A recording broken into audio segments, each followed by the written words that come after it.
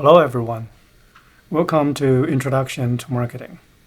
This is our first lecture. In this lecture, we will explore one of the foundational concepts in marketing, the marketing process. We'll use the case of Netflix to illustrate each step of the marketing process. Over the years, Netflix has transformed from a niche mail-order company into a global entertainment powerhouse. This transformation was driven by its ability to understand evolving customer needs, create compelling value, and continuously adapt its marketing strategy to both deliver and capture that value. In the late 1990s, home entertainment meant a Friday night trip to Blockbuster.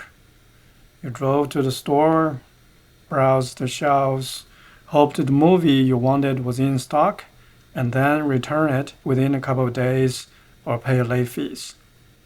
That process wasn't just inconvenient, it reflected a business model that put company logistics ahead of customer experience. And that's where Netflix enters the picture, not as a tech company, not yet a media giant, but as a quiet distributor that asked one simple question: could this experience be better? Netflix's story begins not with breakthrough technology, but with customer empathy. So what did customers want? That's the starting point for all marketing. And this is where we introduce the first three foundational terms in marketing. Needs, in this case, are entertainment, relaxation, leisure. Wants, watching movies at home. Demands, willingness to pay for a better experience. What people had was friction, and what they wanted was freedom. Netflix recognized that customers didn't just want movies, they wanted to eliminate the hassle that came with them. No due dates, no late fees, no trips to the store. In other words, Netflix's value wasn't the DVD, it was the convenience. This is what we call a market offering, not just a product, but a combination of product, service, and experience designed to satisfy a customer needs. So how did Netflix create value in its earliest phase? It wasn't through flashy technology or exclusive content, it was through a smarter business model. Netflix introduced a flat monthly subscription, unlimited DVD rentals, no late fees. That eliminated a major source of friction for customers, unpredictability in costs and return deadlines. But there was another layer of value, the choice of inventory. So Netflix stocks up DVDs in its warehouse and rent out DVDs through mail to customers. Blockbuster stores were constrained by shelf space. They focused on recent releases, the blockbuster hits that turned quickly. Netflix, by contrast, operated from centralized warehouses and an online catalog.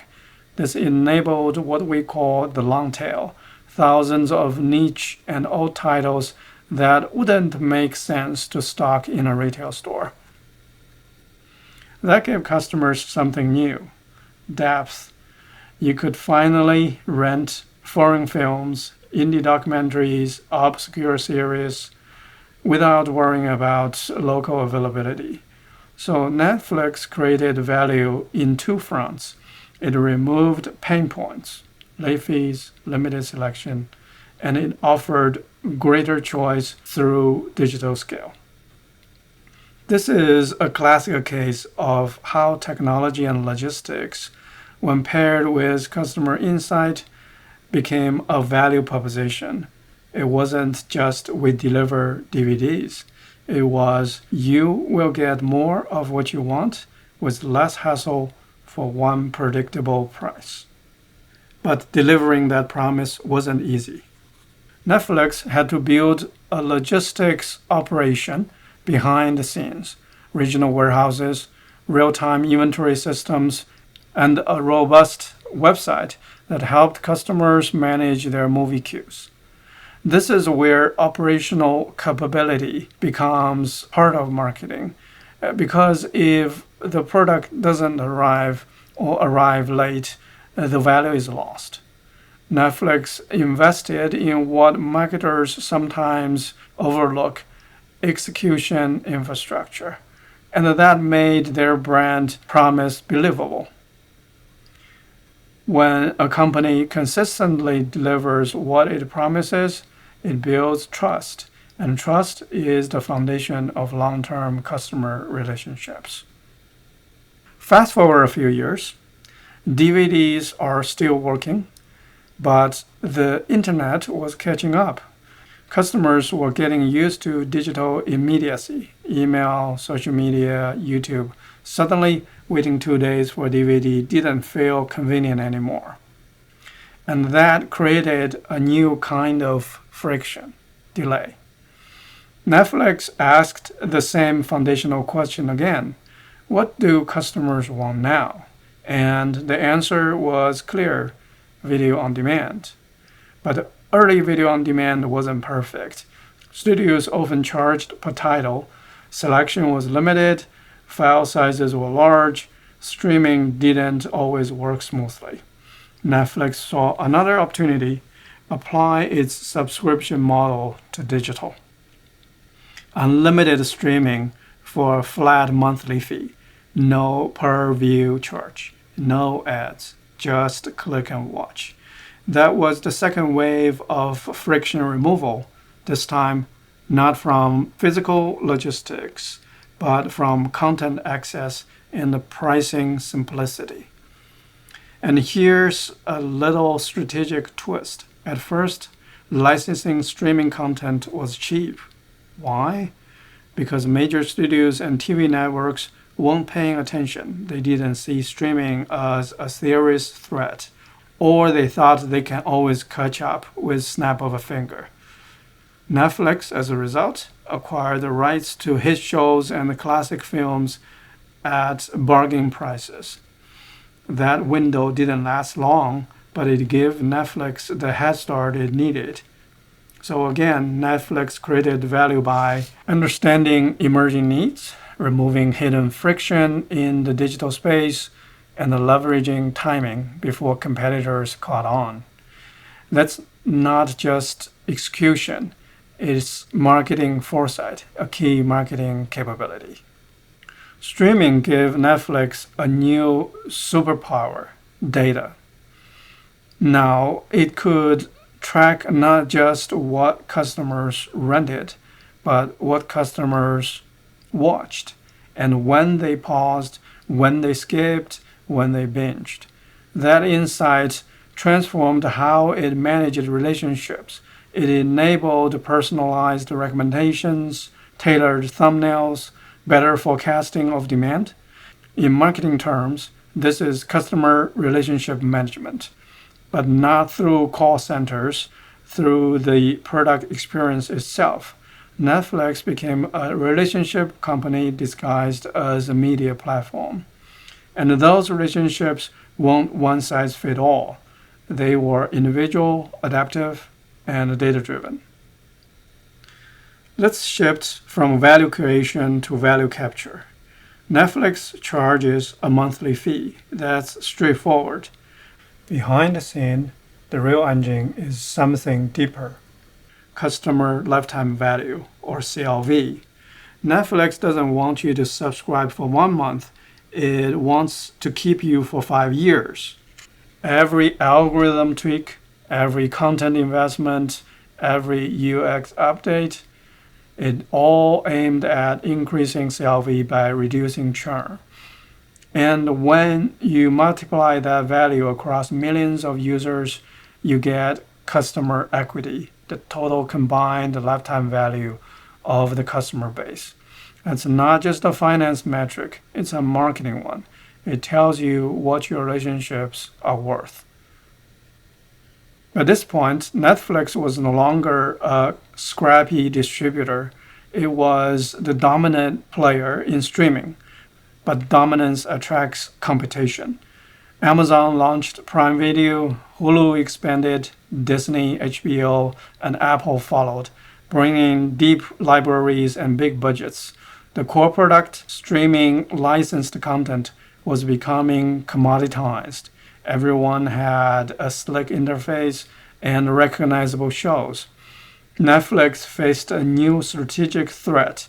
If all platforms offered the same content, customers could switch based on price or bundle. The question became, how do we make our offering meaningfully different? Netflix's answer? Create content no one else could offer. In 2013, it launched its first original series, House of Cards. This marked a strategic evolution from distributor to creator. Original content solved three problems at once. It gives Netflix exclusive differentiation. It strengthened brand identity, an original Netflix series. And it built switching costs by making the experience harder to replicate. From a marketing perspective, this was about enhancing perceived value through uniqueness and emotional connection. Netflix wasn't just delivering shows, it was curating cultural moments, building loyalty, and owning conversations. Over time, it scaled this globally. Korean dramas, Spanish heist thrillers, Indian crime series, all tailored to local audiences but infused with the Netflix brand. It moved value creation from logistics to brand-led storytelling, the kind competitors couldn't license away. But none of this happens in a vacuum. Every marketer operates in a macro environment, a dynamic mix of technological, political, social, economic, and cultural forces. For Netflix, some of these are obvious: mobile devices and 5G networks, global content regulations, changing privacy norms, subscription fatigue in households. But one especially important issue, net neutrality. If internet providers can throttle bandwidth or charge streaming platforms for fast lanes, Netflix's value proposition, high-quality, uninterrupted streaming, is at risk. Public policy is not just a legal issue, it's a marketing constraint because it affects the customer experience directly. A big issue today: how would AI change Netflix or more general marketing? Netflix already relies heavily on AI. It recommends shows, generates thumbnails, and forecasts subscriber churn. But we are entering a new phase. Imagine a show where the script, visuals, music, and even actor faces are AI generated based on your preference. AI will not just assist marketing, it will produce content, segment customers, and even write personalized trailers. For marketers, this means shifting from being creators to being curators of automated systems. And for Netflix, it means content could eventually become dynamic, tailored in real time to viewer profiles, moods, and regional tastes. That's not science fiction, it's the next wave of personalized value creation. So, in summary, what is marketing? Marketing is the set of strategies and activities by which companies acquire and engage customers, build strong customer relationships, and create superior customer value in order to capture value from customers in return.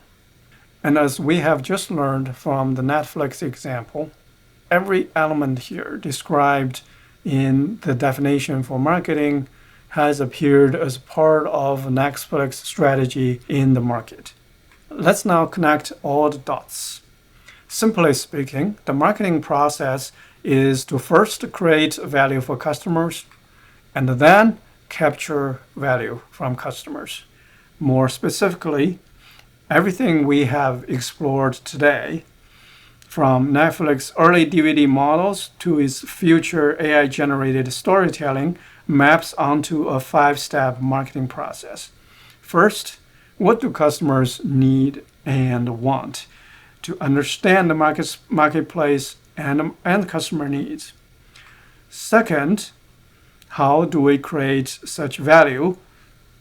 So we design a customer value-driven marketing strategy. And how do we deliver that value? To construct an integrated marketing program. And then we build profitable relationships to engage customers. Finally, we capture value from customers in return through a subscription model in Netflix case. This isn't a one-time cycle. Great companies like Netflix repeat it over and over as technology, competition, and customer behavior evolve. So along the way, we have touched upon many of the core concepts you will see throughout this course. In addition to value creation and the value capture, there are also the 3 C's. They revolve around every single business. So at the center is the company, and then the company needs to be able to compete in the market space, also better understand and satisfy its customers. So the 3 C's. And in addition, there are, generally speaking, 4 levers a marketer can pull in the market. They are the product, the price, the promotion, and the place. Each one of these 4 P's we are going to discuss in detail. So don't worry at this point if you cannot recite all the concepts yet. What matters is recognizing how these ideas show up in real business decisions. So what did we learn from Netflix? That marketing isn't about shouting louder, it's about understanding deeply. That customer relationships are not built on slogans, but with systems, services, and sustained value. And that marketing process is not just a diagram, it's a strategic framework that helps firms grow, adapt, and stay relevant.